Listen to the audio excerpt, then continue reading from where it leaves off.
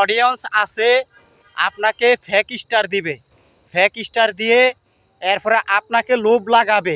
আপনি সেই লোভে তাদের আইডি বা পেজের ভিতরে যাবেন এবং তাদের বাড়ির ভিতরে যাবেন, যাইয়া তাদের ভিডিওগুলো শেয়ার করবেন, লাইক করবেন, কমেন্ট করবেন। হ্যাঁ, তাদের লোভের কারণে ওই যে আপনাকে ফেক স্টার দিছে, কিন্তু আপনি অরিজিনাল স্টার পাবেন কিভাবে আমি আপনাদেরকে বলে দেই এবং চেক করবেন কিভাবে।